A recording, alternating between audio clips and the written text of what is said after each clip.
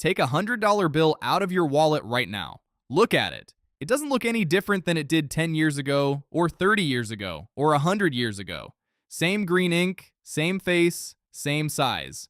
But that piece of paper has been quietly shrinking the entire time. Not in size, in power. What it can actually do for you has been getting smaller for 100 straight years. And I want to show you exactly how much smaller, decade by decade, because some of these numbers are going to make you a little bit angry. So here's the plan. We're taking $100 and we're traveling back to the 1920s, and then we're going to walk it forward, decade by decade, all the way to right now, stopping to see exactly what it could buy at each stop along the way. Let's start in the 1920s, the roaring 20s. Jazz is everywhere, prohibition is in full swing, and the economy is booming. $100 back then is worth somewhere around $1,800 in today's money. And with it, you had options. A brand new Ford Model T cost around $260, so your 100 wasn't the whole car, but it was a very serious down payment, enough that a dealer would absolutely shake your hand. If you'd rather rent than buy, that same $100 covered about 4 months of rent on a modest city apartment. But here's the one that really puts it in perspective. In the 1920s, the US dollar was still tied to gold, at a fixed rate of about $20.67 per ounce. Walk into a bank with your $100 bill and you could walk out with nearly 5 ounces of gold. At today's gold prices, that's worth well over $15,000. Let that sit for a second. The same paper, the same $100, and one version of it is worth $15,000 today, just because of what it could be converted into.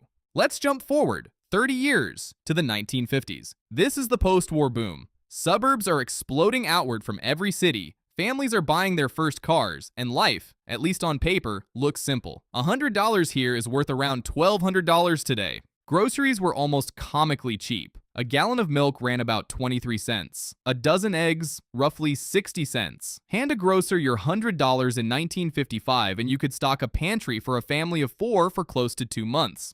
Rent on a decent house was somewhere between $70 and $90 a month, meaning your $100 could cover your entire month's housing, with plenty left over for the movies, which, by the way, cost about 48 cents a ticket. You could see roughly 200 films with what's left over. This is the decade people picture when they say, things used to be so cheap, and unlike a lot of nostalgia, the actual numbers back it up. Now we hit the decade I warned you about, the 1970s. This is where things get rough. 2 major oil shocks hit in this decade, and inflation spiraled to over 13% a year by 1979.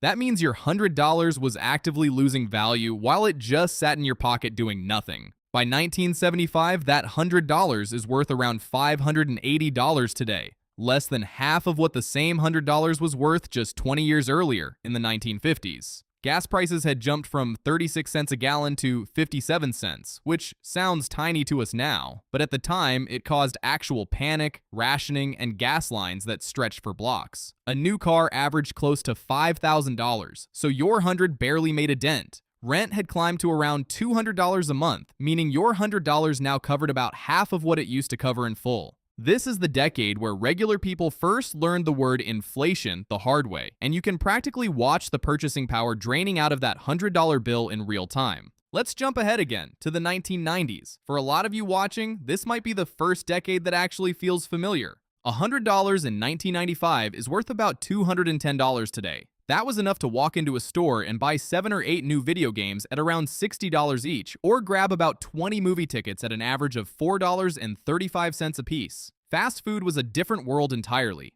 A full McDonald's meal ran about $3 or $4, meaning your $100 bought you more than 25 meals. If you were saving up for a home computer, your $100 barely got you in the door. Those still cost well over $1,000. But if music was more your thing, CDs at $12 to $15 each meant your $100 built you a solid 6 to 8 album collection, enough to fill out a real shelf. This is really the last decade where $100 still felt like serious, meaningful spending money for an average person walking around with it in their pocket. Which brings us to right now, to the 2020s. Here's the uncomfortable part. $100 today is just $100. It's the baseline everything else in this video has been measured against. And at current prices, that $100 gets you roughly one tank of gas for a mid-size SUV, with maybe a little left over, or one mid-tier grocery run for a single person, covering about a week, or one pair of decent sneakers if you happen to catch a sale. Or if you'd rather spend it on an experience, about 20 minutes with a therapist, a third of a concert ticket, or one genuinely good dinner for two, not counting drinks.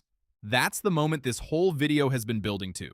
The exact same $100 bill that covered 2 full months of groceries back in 1955 barely covers 1 week of groceries today. Same bill, same number printed on it, wildly different amount of life it can actually buy you. So what actually happened here? It's not that $100 became a worse amount of money, morally speaking. It's that the dollar itself has just kept getting smaller, one small bite at a time, decade after decade, mostly through inflation that no single person really controls. And here's the number that puts a bow on the whole thing. That original $100 from 1925, if it just sat in a shoebox doing absolutely nothing, would need to grow into about $1,800 today just to keep pace with inflation and buy the same amount of stuff. But if that same $100 had been invested in the stock market instead of stuffed in a shoebox, we're talking about a number worth well into the hundreds of thousands of dollars today. That's a video for another day. So, out of every decade we just walked through, which one would you actually want to be holding that $100 in? Let me know in the comments. If you liked walking through a century of prices with me, go ahead and subscribe. I'll see you in the next one.